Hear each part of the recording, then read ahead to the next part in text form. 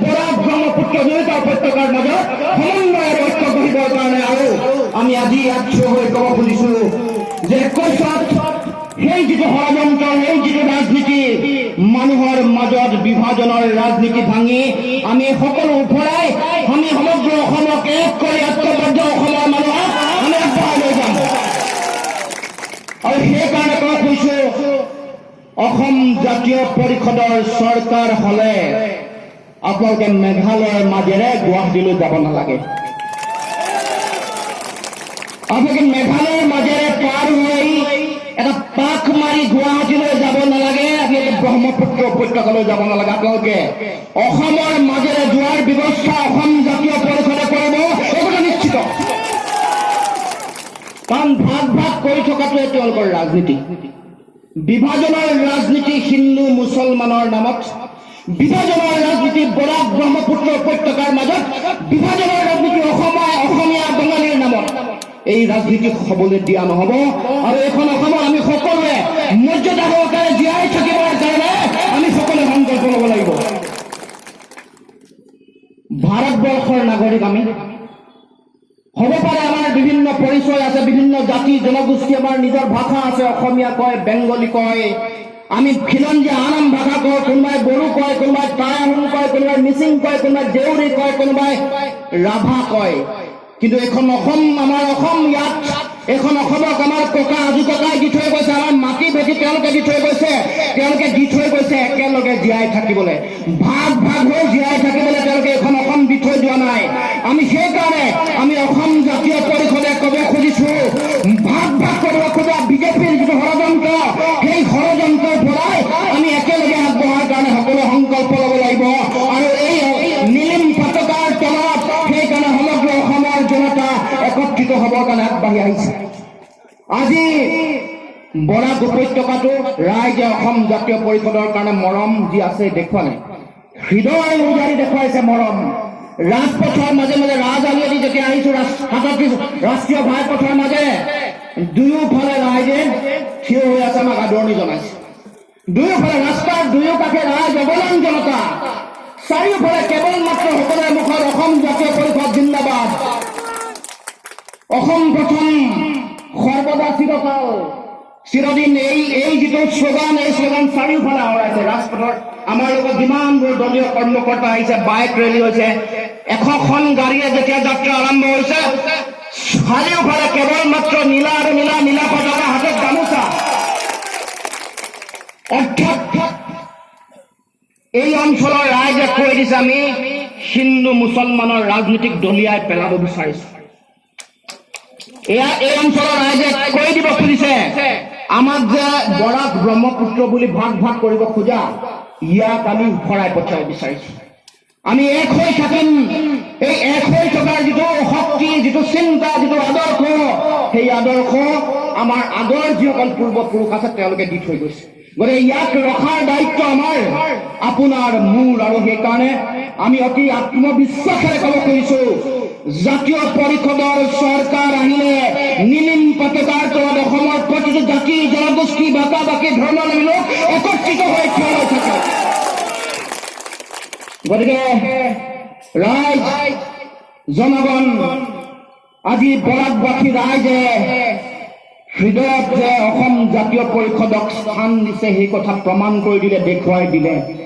ইয়াত কংগ্ৰেছ, AIDF আৰু বিজেপিৰ ৰাজনীতি ইয়াত নচলে, নিশিকে।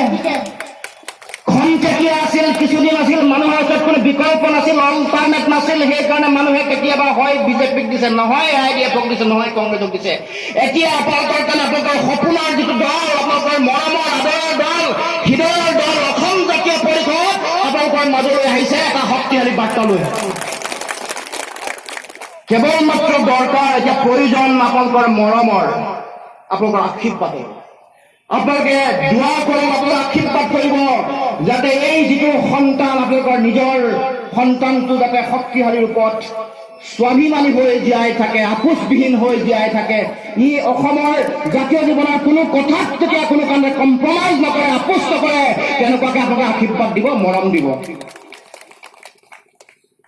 কাৰণ আমাৰ যিসকল শাসক আছে তেওঁলোকৰ কোনো শক্তি নাই, তেওঁলোকৰ কোনো দম নাই। দিল্লীয়ে যি কয় তাকে শুনে, যি কথা কয় য়েছ বছ, যি জাপি দিয়ে তাকে গ্ৰহণ কৰে।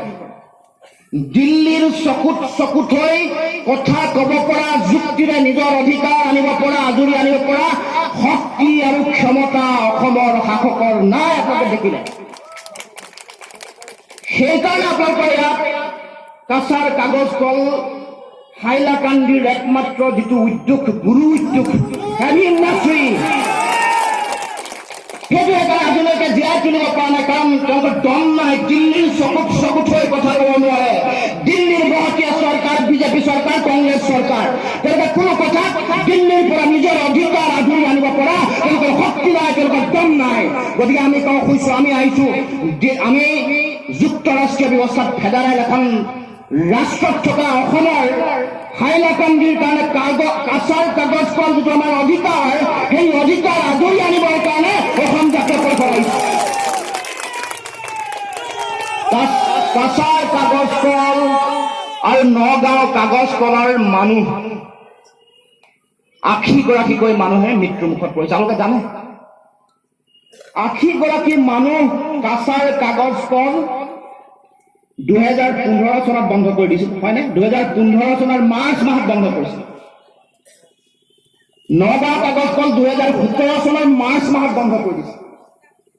কাৰণ তেওঁলোকৰ লক্ষ্য এই হাইলাকান্দি ৰাইজৰ উন্নয়ন নহয়, তেওঁলোকৰ ল'ৰা ছোৱালী, তেওঁলোকৰ সন্তান সন্ততিয়ে চাকৰি পাব লাগে, তেওঁলোকৰ উন্নয়ন হ'ব লাগে।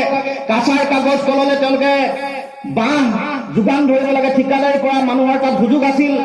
এইবোৰ ব্যৱসায় বাণিজ্য, চাকৰি বাকৰি, ল'ৰা ছোৱালী, পৰিয়ালৰ ভৱিষ্যত অন্ধকাৰ মুখলৈ ঠেলি দি কেৱল মাত্ৰ তেওঁলোকে বিভিন্ন বিদেশী কোম্পানী, বহুজাতিক কোম্পানীসমূহক এই উদ্যোগসমূহ দিবৰ কাৰণে উঠি পৰি লাগিছে। অৰ্থাৎ হাইলাকান্দিৰ ৰাইজৰ প্ৰতি তেওঁলোকৰ দায়বদ্ধতা নাই। নগাঁও কাগজ কলৰ মৰিগাঁৱৰ ৰাইজৰ প্ৰতি তেওঁলোকৰ কোনো ধৰণৰ দায়িত্ব নাই।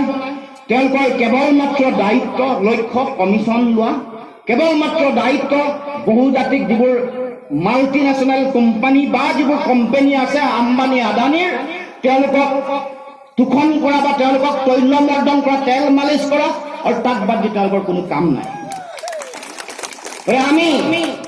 আমি ৰাইজৰ কাৰণে, জনতাৰ কাৰণে, জনগণৰ কাৰণে কাছাৰ কাগজ কলটোক পুনৰুজ্জীৱিত কৰিম অসম জাতীয় পৰিষদৰ চৰকাৰ আহিব। কাৰণ আমি ৮০গৰাকীকৈ মানুহ যেতিয়া মৰে, মৃত্যুমুখত পৰে, তেতিয়া আমি অন্ধৰ দৰে আমি চকু বন্ধ কৰি থাকিব নোৱাৰো। সৰ্বানন্দ সোণোৱাল ডাঙৰীয়া আৰু হিমন্ত বিশ্ব শৰ্মা ডাঙৰীয়াৰ দৰে যেতিয়া ৩গৰাকীকৈ মানুহে ছুইচাইড কৰে, আত্মহনন কৰে, তেতিয়া আমি চকু মুদি থাকিব নোৱাৰো। কাৰণ এই যিসকল ব্যক্তি আছে, এইবোৰ মোৰ ককাই ভাই, মোৰ ভাই ভনী। মই যদি মানুহ, মোৰ যদি মানৱীয় প্ৰমূল্য আছে, মোৰ যদি মানৱতাবাদ আছে, তেতিয়াহ'লে যেতিয়া আমাৰ যিসকল মানুহ মৃত্যুমুখত পৰিছে, আত্মহনন কৰিছে, ছুইচাইড কৰিছে, তেওঁলোকৰ প্ৰতি দায়বদ্ধতা, দায়িত্ব চৰকাৰৰ থকাটো প্ৰয়োজন। কিন্তু এই চৰকাৰৰ এই কথাবোৰ কেতিয়াও নাই। তেওঁলোকে কেৱল মাত্ৰ কোম্পানীসমূহৰ লগত কমিশ্যন আৰু কোম্পানীক সন্তুষ্ট কৰিবৰ কাৰণে কাম কাজ কৰে। গতিকে ৰাজহুৱা খণ্ডৰ উদ্যোগসমূহ তিল তিলকৈ এনেকৈ মৃত্যুমুখত পৰিছে। কাছাৰ কাগজ কলৰ এই অৱস্থা, তেওঁলোকে কোনো কাৰণে কেতিয়াও নতুনকৈ খুলিবৰ কাৰণে ব্যৱস্থা গ্ৰহণ কৰা নাই। গতিকে এইখন চৰকাৰ জনসাধাৰণৰ, জনতাৰ, মানুহৰ চৰকাৰ নহয়। এইখন চৰকাৰ কোম্পানীৰ চৰকাৰ। সেইকাৰণে আজিলৈকে এই হাইলাকান্দি জিলাত স্বাস্থ্য খণ্ডৰ কোনো উন্নয়ন হোৱা আপোনালোকে জানে? 100খন বিচনাযুক্ত 100 বেডেড যিখন হস্পিটেল আছে, তাত কেনেকুৱা অৱস্থা আপোনালোকে নিজেই জানে কি অৱস্থাত ইয়াৰ মানুহে নিজৰ চিকিৎসা কৰিব লগা অৱস্থা হৈছে। ইয়াত আজিলৈকে তেওঁলোকে এই জিলাখনৰ প্ৰতি এখন মেডিকেল কলেজ হ'ব লাগে, এই জিলাখনত এখন ইঞ্জিনিয়াৰিং কলেজ হ'ব লাগে, অভিযান্ত্ৰিক মহাবিদ্যালয় হ'ব লাগে, এইবোৰ কথা কেতিয়াও কোনো চৰকাৰে বিচৰা নাই। নিৰ্বাচন আহে আপোনালোকৰ আগত, প্ৰতি সময়ত বেলেগ বেলেগ ধৰণৰ সকলো এজেণ্ডা লৈ আহে। কেতিয়াবা হিন্দু মুছলমানৰ এজেণ্ডা লৈ আহে, কেতিয়াবা ব্ৰহ্মপুত্ৰ উপত্যকা বৰাক উপত্যকা ভাগ কৰি বেলেগ ধৰণৰ এজেণ্ডা লৈ আহে, কেতিয়াবা ভাষাক লৈ এজেণ্ডা লৈ আহে, অসমীয়া ভাষা বঙালী ভাষাক লৈ এজেণ্ডা লৈ আহে। কিন্তু ৰাইজৰ কাৰণে জনগণৰ কাৰণে তেওঁলোকৰ মৌলিক যিবোৰ অধিকাৰ আছে, তেওঁলোকে জীয়াই থাকিবলৈ লগা যিবোৰ বিষয়, শিক্ষা, স্বাস্থ্য, খাদ্য, স্বাস্থ্য, তেওঁলোকৰ চিকিৎসা, এইবোৰক লৈ তেওঁলোকে কোনো ধৰণৰ কথা কেতিয়াও নকয়। সেইকাৰণে নিৰ্বাচনৰ যিবোৰ ৰেলী হৈছে দেখিছে, এতিয়া যিবোৰ নেতা পালি নেতা আছে তেওঁলোকে কেৱল মাত্ৰ নাচে আৰু গায়, অকল নাচে আৰু গায়। এই হাইলাকান্দিৰ কোনোবা এটা সমষ্টিত আহি আপোনালোকে কোনোবা যদি আহে, কোনোবা মন্ত্ৰী বিধায়ক আহে, আপোনাক প্ৰশ্ন কৰিব, হাইলাকান্দিৰ একমাত্ৰ গুৰু উদ্যোগ heavy industry Cachar paper mill কিয় বন্ধ হৈ গ'ল 2015 চনত, আৰু এই 5 বছৰে কিয় মুকলি কৰি দিব নোৱাৰে, এই প্ৰশ্ন উত্থাপন কৰিব। আপোনালোকে নাচিলে আৰু গালে নহ'ব নে?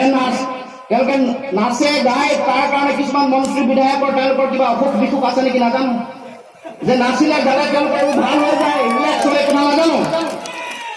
তেওঁলোকক প্ৰশ্ন উত্থাপন কৰিব যে 100 বেডেড মোৰ হস্পিটেলত স্বাস্থ্যৰ কাৰণে প্ৰয়োজনীয় ব্যৱস্থা নাই কিয়? যিবোৰ প্ৰয়োজনীয় সঁজুলি লাগে, ডক্টৰৰ যোগান ধৰিব লাগে, চিকিৎসক লাগে, নাৰ্ছ লাগে, এইবোৰ নাই কিয়?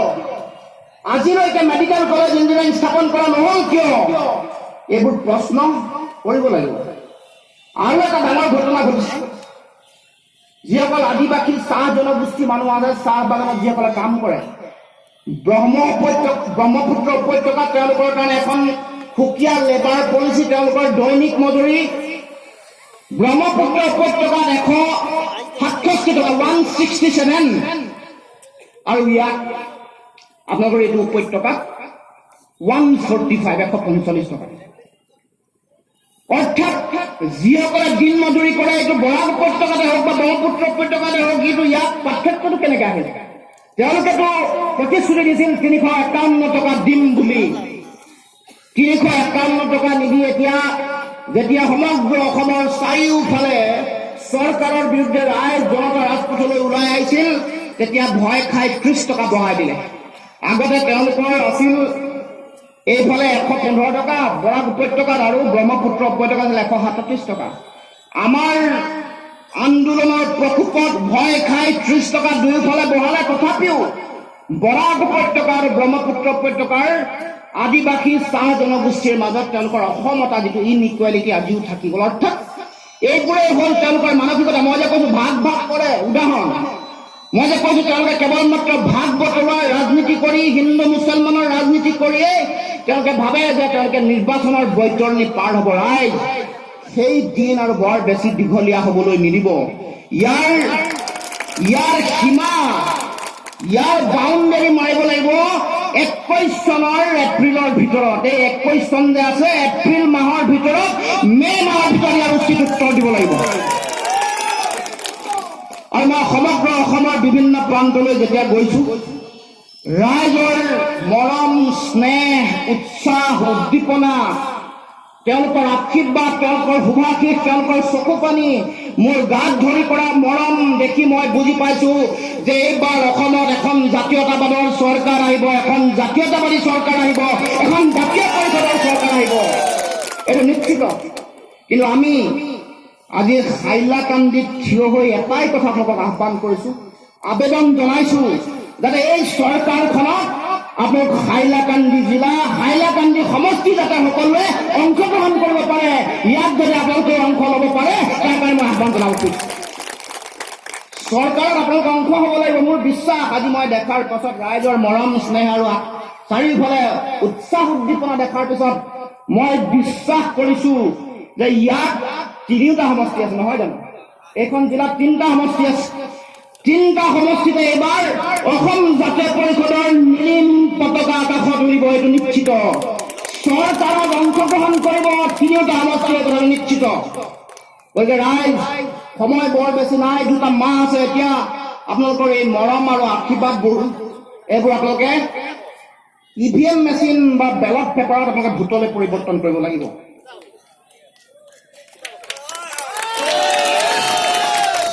নহ'লে মোৰ প্ৰতি আপোনালোকৰ যিটো মৰম, মোৰ কাৰণে আপোনালোকে এটা গান আপোনালোকে উলিয়াই দিলে। মোৰ কাৰণে আপোনালোকে ইমান মৰম, চাৰিওফালে য'তে ত'তে মোৰ পোষ্টাৰ মই দেখিছোঁ। মোক যদি সঁচাকৈ ভাল পায়, মোৰ আপোচবিহীন মোৰ চৰিত্ৰক যদি আপোনালোকে সঁচাকৈ ভাল পায়, তেতিয়াহ'লে আপোনালোকে সকলোৱে অসম জাতীয় পৰিষদৰ পক্ষত ভোট দিব লাগিব। অসমত প্ৰতিষ্ঠা কৰিব লাগিব জাতীয়তাবাদৰ এখন চৰকাৰ, য'ৰ পতাকাৰ তলত অসমৰ প্ৰতিটো জাতি জনগোষ্ঠী ভাষা ভাষী ধৰ্মাৱলম্বী লোকে একত্ৰিতভাৱে জীয়াই থাকিবৰ কাৰণে সাহস পায়। গতিকে ৰাইজ, মই আশা কৰি আহিছো আপোনালোকৰ ওচৰলৈ যে এইবাৰ ইয়াৰ 15খন আসনত যিমান মোৰ সাম্প্ৰদায়িক শক্তি আছে, সকলো সাম্প্ৰদায়িক শক্তিক পুলিয়ে পোখাই উৎখাত কৰিব লাগিব। যিয়ে মোৰ শক্তিয়ে অতদিনে ভোট বেংকৰ ৰাজনীতি কৰি আছিল, তেওঁলোকক পুলিয়ে পোখাই উৎখাত কৰিব লাগিব। আৰু আপোনালোকে নিজৰ সপোনৰ অসমখন, মৰমৰ সমাজখন আপোনালোকে সকলোৱে বিচাৰি লওক, য'ত আমি সকলোৱে মৰমেৰে জীয়াই থাকিম, ইজনে সিজনক ভাই ককাইৰ দৰে জীয়াই থাকিম। ইয়াত কোনোৱে আমি কেতিয়াও নিবিচাৰোঁ যে শামছেৰ সিং হিন্দু হয় নে মুছলিম হয় নে শিখ হয় নে ইছাই হয়। মিল্টন কুইয়াক আমি নুসুধো যে তেওঁ হিন্দু হয় নে শিখ হয় নে মুছলমান হয় নে ইছাই হয়। আমি সুধিম, আমি বুজিম মানুহৰ হৃদয়ৰ কথা, মানুহৰ মানৱীয় অনুভূতি। মোক যদি মাৰপিট কৰে, মই যিটো দুখ পাওঁ, এজন মুছলমানক মাৰপিট কৰিলে একে দুখ পায়, এজন শিখক মাৰপিট কৰিলে একে দুখ পায়। মোৰ শৰীৰত যি ৰক্ত আছে, মোৰ যি তেজ আছে, এজন মুছলমান আৰু এজন শিখৰো একে ৰক্ত আছে। এইটো কোনো পৰিৱৰ্তন কৰিব নোৱাৰে। আমি জাতীয় পৰিষদে সেই লক্ষ্য লৈ, মোৰ লগত এগৰাকী খ্ৰীষ্টান, এগৰাকী শিখ, আমি ক'ব খুজিছো, বাৰ্তা দিব খুজিছো যে আমি এই যিটো ভেদাভেদৰ ৰাজনীতি, এই ৰাজনীতিক আমি অৱসান কৰিব খুজিছো, শেষ কৰিব খুজিছো। এইটোৱে শেষ হ'ব অসমৰ জনগণক। আমি বিচাৰিম যে আগন্তুক দিনত আমি সকলোৱে মিলা মিছাৰে আৰু উন্নয়ন, এই যে চাৰিওফালে আপোনালোকে যেতিয়া প্ৰশ্ন কৰে যে মোক যে বিনামূলীয়াকৈ চাউল দিছা, হয় বিনামূলীয়া চাউল, মই দেখোন 60 টকাত আলু কিনিব লাগে। আপোনালোকে যেতিয়া প্ৰশ্ন কৰে যে তোমালোকে উজালা আঁচনিত বিনামূলীয়াকৈ গেছৰ যোগান ধৰিছা, হয় যোগান দিয়াৰ পিছদিনাখনৰ পৰা গেছৰ দাম কিয় বাঢ়ে, এই প্ৰশ্নটো যে আপোনালোকে কৰে, যেতিয়া আপোনালোকক বেলেগ ধৰণৰ অৰুণোদয় আঁচনিৰ নামত ধন দিব খোজে, ধন দিয়াৰ সময়ত আপোনালোকে যেতিয়া প্ৰশ্ন কৰে যে আমাৰ যে ল'ৰা ছোৱালীবোৰে চাকৰি বাকৰি দিছিল, তেওঁলোকে চাকৰি যিমানে ওলায় প্ৰতিটো চাকৰিত দুৰ্নীতি হয়, স্বজন তোষণ হয়, তেওঁলোকৰ মন্ত্ৰী MLA অঙহী বঙহীয়ে তেওঁলোকে চাকৰি পায়, এইবোৰ কিয় হৈ আছে? এইবোৰ প্ৰশ্ন যেতিয়াই সোধে তেতিয়াই মানুহক বিভাজিত কৰে, মানুহক সাম্প্ৰদায়িক এটা পৰিৱেশ এটা দি দিয়ে। এক চামুচ হিন্দু বা মুছলমান খুৱাই দিয়ে, মানুহ বলিয়া হৈ যায়। এক চামুচ হিন্দু বা মুছলমান খুৱাই দিয়ে, হঠাৎ মানুহে পাহৰি যায় যে মোক বিনামূলীয়াকৈ চাউল খুৱাইছে, হয় 830 টকা দিছে, হয় কিন্তু মোৰ আলুৰ দাম 80 টকা, মোৰ পিঁয়াজৰ দাম 80 টকা, মোৰ দাইলৰ দাম ইমান টকা, মোৰ মিঠাতেলৰ দাম 180 টকা। আৰু পাহৰিয়াই যায় যে তেওঁলোকে কৰি থকা খেতি বাতিৰ মাটি ধৰাৰ খাজানা এইখন চৰকাৰৰ দিনতে 3 গুণ বাঢ়িলে। বিনামূলীয়াকৈ চাউল দিয়া হয়, বিনামূলীয়াকৈ গেছৰ কানেকশ্যন দিয়া হয় উজালা আঁচনিৰ নামত, পিছদিনাখনৰ পৰা গেছ পেট্ৰল ডিজেলৰ দাম বাঢ়ি যায়। এইবোৰ কথা মনত ৰাখিব। 830 টকা যাব, দিনে 100 টকীয়া আহিব, এইবোৰ চব আহিব যাব, কিন্তু আমি সঁচা অৰ্থত আমাৰ যদি ভাল ভৱিষ্যত বিচাৰো, ভাল উন্নয়ন আৰু উন্নতি বিচাৰো, সকলোৰে হাতত যদি আমি উপাৰ্জনৰ শক্তি দিব খোজো, আমি আমাৰ দলটোৱে যিটো কৈছো ঘৰে ঘৰে উপাৰ্জন, সকলোকে উপাৰ্জন দিব লাগে, মৰ্যাদা সহকাৰে জীয়াই থাকিব লাগে। দিছপুৰ দিল্লীৰ ওচৰত ভিক্ষাৰ টোপোলালৈ আমি যাব নালাগে। কাৰণ আমাৰ হাত আছে, আমাৰ ভৰি আছে, আমাৰ মাটি আছে, আমাৰ খেতি আছে, আমাৰ ট্ৰেক্টৰ আছে, আমাৰ নাঙল আছে। আমি মাটিত খেতি বাতি কৰি আমি শস্য উৎপাদন কৰোঁ, আৰু আমি বিচাৰো আমাৰ যিবোৰ শস্য হয়, শাক পাচলি হয়, বিক্ৰী কৰিবৰ কাৰণে এখন বজাৰ লাগে, য'ত আমি উচিত মূল্য পাওঁ। কিন্তু চৰকাৰে তেওঁলোকৰ এজেণ্ট, তেওঁলোকৰ মধ্যভোগী যিবোৰ বজাৰসমূহত জাপি দিয়ে, তাৰ কাৰণে ৰাইজে ধানৰ দাম নাপায়। এতিয়া ধান খেতি শেষ হৈছে অলপ দিনৰ আগত। ধানৰ দাম খবৰ কৰক গাঁৱে ভূঞে 600 টকাৰ পৰা 700 টকা। অথচ চৰকাৰীভাৱে ধানৰ মূল্য নিৰ্ধাৰণ কৰিছে 1868 টকা, 1868। এইটো কিয়? কাৰণ দালাল, সিন্ডিকেট, মধ্যভোগী এইসকলে এই কাম কাজবোৰ কৰি থাকে। বজাৰ নাপায়, শাক পাচলি উৎপাদন কৰে, বজাৰ নাপায়, আন কিবা কিবি কাম কাজ কৰে, বজাৰ নাপায়। এইবোৰ সকলো কথা বতৰা চৰকাৰে অসমৰ ৰাইজক, জনগণক ন্যায় দিয়া নাই। আৰু সেইকাৰণে আমি আমাৰ যিটো উপাৰ্জনৰ যিটো শক্তি, এইটো শক্তি দিনে দিনে হেৰুৱাই পেলাইছোঁ। আৰু চৰকাৰে ভাবে যে আমি তেওঁলোকক যদি উপাৰ্জন কৰে তেওঁলোক ইণ্ডিপেণ্ডেণ্ট হৈ যাব। ইণ্ডিপেণ্ডেণ্ট হৈ যোৱাৰ লগে লগে তেওঁলোকে নিজে চিন্তা কৰিব, চৰকাৰৰ কথাত ভুল নাযায়। সেইকাৰণে তেওঁলোকে এনেকুৱা ব্যৱস্থা কৰি দিব বিচাৰে যে আজি যদি দুখীয়া ইমান আছিল আৰু বেছি দুখীয়া কৰি দিব পাৰে নেকি, তেওঁলোকৰ এইটো চিন্তা। সেইকাৰণে এনেকুৱা এটা অৱস্থাত আমাক ৰাখিব বিচাৰে যে তেওঁলোকে বিনামূলীয়া চাউল পালেই যাতে তেওঁলোকে সুখত থাকক, সন্তুষ্টি থাকক। ৰাইজ এই যে দুখীয়া হৈছে, ক'ৰবাত মানুহে যে বিনামূলীয়া চাউলটো তেওঁলোকৰ কাৰণে প্ৰয়োজন, সেইটো কৰি দিছে চৰকাৰে। ৰাইজক দুখীয়া বনোৱাৰ যন্ত্ৰটো চৰকাৰে, বেলেগ নহয়। তাৰ কাৰণে দুখ আপোনালোকৰ কোনোবা যদি হয় যে বিনামূলীয়া চাউল তেওঁলোকৰ ঘৰত প্ৰয়োজন আছে, তাৰ কাৰণে দুখটো হ'ল, মেচিনটো হ'ল, দুখীয়া বনোৱা মেচিন হ'ল চৰকাৰ। নহ'লে আপোনাক মোক উৎপাদন কৰিব পৰা শক্তি দিলে হ'লে, নিজে উপাৰ্জন কৰি আমি নিজে খালো, নিজৰ ভৰিত নিজে থিয় হওঁ, নিজৰ ল'ৰা ছোৱালীক পঢ়ালো, নিজে উপাৰ্জন কৰিলো, ধনী হ'লো। মই ধান খেতি কৰাৰ পিছত আলু, দাইল, পিঁয়াজ, মিঠাতেল কিনিব পৰা শক্তি আৰু দম মোৰ নিজৰ গাত থাকিলে হ'ল। এই কামটো চৰকাৰে কৰিব নোখোজে। কিন্তু ৰাইজ মনত ৰাখিব, চৰকাৰে যি দিয়ে এইবোৰ সকলো লৈ ল'ব। 830 টকা, 100 টকীয়া বিনামূলীয়া সোণ, উজালা আঁচনি, যিমানবোৰ আছে, লেপটপ আছে, স্কুটি আছে, চব লৈ ল'ব। এইবোৰ কাৰণ এইবোৰ সৰ্বানন্দ সোণোৱাল ডাঙৰীয়া আৰু হিমন্ত বিশ্ব শৰ্মাই তেওঁলোকে ঘটি থোৱা ধনৰ পইচা নহয়, এই আপোনাৰ মোৰ পইচা, আপোনাৰ মোৰ কৰ কাটল টেক্স দি দিয়া পইচা। ৰাইজ যি দিয়ে সকলো ল'ব। 830 টকা দিলেও ল'ব, 8,300 টকা দিলেও ল'ব। কিন্তু মগজু বিক্ৰী নকৰিব, নিজৰ মূৰ কেতিয়াও বিক্ৰী নকৰিব, নিজৰ বিবেক বিক্ৰী নকৰিব। তেওঁলোকৰ এই হিতাধিকাৰী আঁচনিসমূহৰ ভয়ত বা লোভত আপোনালোকে তেওঁলোকক ভোটদান নকৰিব। ৰাইজ তেওঁলোকে দুদিনৰ কাৰণে সুখ দি 5 বছৰৰ কাৰণে আপোনালোক দুখ দি দিব। সুখ আপোনালোকে পাব 2 মাহ, 5 বছৰীয়া বা 10 বছৰীয়া অসুখত, দুখত আপোনালোক থাকিব লাগিব। গতিকে এতিয়া সিদ্ধান্ত লোৱাৰ সময়। গতিকে আমি ভাবো যে আগন্তুক দিনত আপোনালোকে সেই চিন্তাৰে আগবাঢ়ি যাব। মই বক্তব্যৰ মাজতে মই ক'ব খুজিছোঁ, এগৰাকী জনপ্ৰতিনিধি, বদৰপুৰ সমষ্টিৰ বিধায়ক জামাল উদ্দিন আহমদ ডাঙৰীয়া আজি আমাৰ মাজৰ পৰা হেৰাই গ'ল। গতিকে মই তেখেতৰ প্ৰতি গভীৰ শ্ৰদ্ধাঞ্জলি জ্ঞাপন কৰিছোঁ। তেখেতৰ শোকসন্তপ্ত পৰিয়ালবৰ্গলৈ মই গভীৰ সমবেদনা জ্ঞাপন কৰিছোঁ। আৰু আমি অসম জাতীয় পৰিষদৰ পৰিয়ালৰ তৰফৰ পৰাও এইগৰাকী ব্যক্তিৰ আমি শ্ৰদ্ধাঞ্জলি জনাই তেখেতৰ আত্মাৰ চিৰশান্তি কামনা কৰিছোঁ। মই বহু দীঘলীয়া কথা নকওঁ, বহু বিষয় আপোনালোকৰ আগত মই বহু দিনৰ পৰা ৰাজহুৱাকৈ কৈ আহিছোঁ। এই অঞ্চলৰ যিবোৰ বিষয় আছে সেইবোৰ বিষয়েও মই আপোনালোকৰ আগত ইতিমধ্যে উল্লেখ কৰিলোঁ।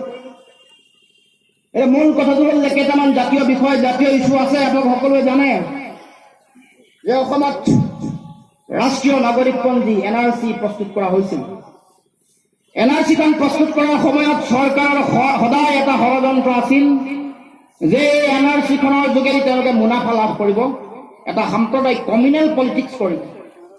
সেইকাৰণে যেতিয়াই যিসকল মানুহৰ বৈধ নথিপত্ৰ আছে, যিসকল বৈধ ভাৰতীয় নাগৰিক হয়, তেওঁলোকৰ নাম সন্নিৱিষ্ট হোৱাৰ কথাটোত তেওঁলোকে কেতিয়াও মৌন হৈ আছে বা তেওঁলোকে কোনো ধৰণৰ সক্ৰিয়ভাৱে কাম কাজ কৰা নাই। সেইকাৰণে এই যে কিছু ব্যক্তি বৈধ ভাৰতীয় নাগৰিক যিসকল আছে, যিসকলৰ ওচৰত নথিপত্ৰ আছে, সেইসকল ব্যক্তি আজি যে ৰাষ্ট্ৰীয় নাগৰিকপঞ্জীত তেওঁলোকৰ নাম সোমোৱাব নোৱাৰিলে, তাৰ কাৰণে দায়ী হ'ল অসম চৰকাৰ, এই বিজেপি নেতৃত্বাধীন চৰকাৰখন।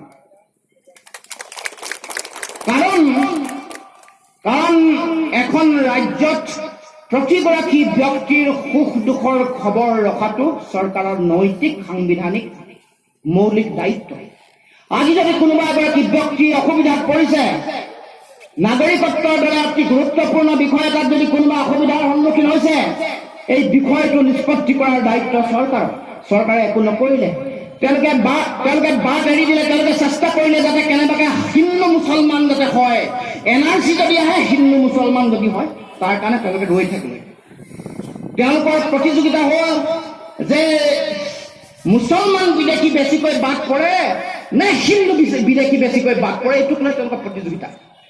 আমি আমাৰ স্থিতি স্পষ্ট, যিসকল বৈধ ভাৰতীয় নাগৰিক আছে, যাৰ ওচৰত নথি পত্ৰ আছে, প্ৰতিগৰাকী ব্যক্তিৰ নাম NRCত সন্নিৱিষ্ট হ'ব লাগিব। ইয়াক লৈ কোনো হাৰাশাস্তি কৰা কথা কেতিয়াও নচলিব, এই কথা স্পষ্ট। চৰকাৰে নিৰাপত্তা দিয়াটো দায়িত্ব তাৰ, উল্টাই চৰকাৰে আকৌ হাৰাশাস্তি দিছে অসমৰ জনসাধাৰণক, নাগৰিকক। গতিকে আমি এটা কথা ক'ব খুজিছোঁ, অসম জাতীয় পৰিষদৰ চৰকাৰ আহিলে যিসকল বৈধ ভাৰতীয় নাগৰিক, যাৰ ওচৰত নথি পত্ৰ আছে, যিসকলৰ নাম NRCত নাই বা NRCৰ পৰা কৰ্তন কৰিছে, তেওঁলোকৰ নাম সন্নিৱিষ্ট কৰিবৰ কাৰণে অসম জাতীয় পৰিষদে ন্যায়িকভাৱে আমি সহযোগিতা আগবঢ়াম, লিগেল এইড দিম, ন্যায়িক আমি সহযোগিতা আগবঢ়াম। গতিকে অসমত বসবাস কৰা 71 চনৰ 25 মাৰ্চৰ আগত অহা কোনো এগৰাকী ব্যক্তিয়ে কেতিয়াও নিজৰ নাগৰিকত্বক লৈ, নিজৰ অধিকাৰক লৈ, নিজৰ ভৱিষ্যতক লৈ কেতিয়াও চিন্তাত থাকিব নালাগে। সকলো ব্যক্তিক 71 চনৰ আগত অহা সকলো ব্যক্তিক সংবিধান প্ৰদত্ত অধিকাৰ দিয়াৰ দায়িত্ব অসম জাতীয় পৰিষদৰ। কোনো সন্তাপ থাকিব নালাগে, কোনো চিন্তাত থাকিব নালাগে, আৰু কাকো ইয়াক লৈ ৰাজনীতি কৰিবলৈ দিয়া নহ'ব। 51-71 মাজৰ ব্যক্তিসকলক লৈ অতদিনে কংগ্ৰেছ, AIDF, BJPয়ে যি ষড়যন্ত্ৰ ৰাজনীতি কৰিছে, সেই ৰাজনীতি হ'বলৈ আমি অসম জাতীয় পৰিষদে কেতিয়াও এৰি নিদিওঁ। গতিকে ভাৰতীয় নাগৰিক কেতিয়াও শংকাত, চিন্তাত, সন্দেহত, অধিকাৰ হেৰুৱাই ভয়ত থাকিব নালাগে। ৰাইজ, এই কথা স্পষ্ট। আমি সকলোৱে অসম আন্দোলনৰ সময়ত আমি একেলগে দুয়োটা উপত্যকাত আন্দোলনত জড়িত হৈছিলোঁ। ৰাইজে সকলোৱে এইটো কথা মানিলে যে 71 চনৰ 24 মাৰ্চৰ মাজনিশালৈকে অহা সকলো ব্যক্তি আমি একেলগে একত্ৰিতভাৱে আমি আগবাঢ়ি যাম। আমি সকলোৱে অসমৰ সমাজ জীৱনক আগবঢ়াই লৈ যাম। তেওঁলোকক সংবিধানে নাগৰিকত্ব দিছে। সংবিধানত নাগৰিকত্ব সম্পৰ্কীয় এটা বিশেষ দফাত এই কথাটো স্পষ্টভাৱে উল্লেখ আছে।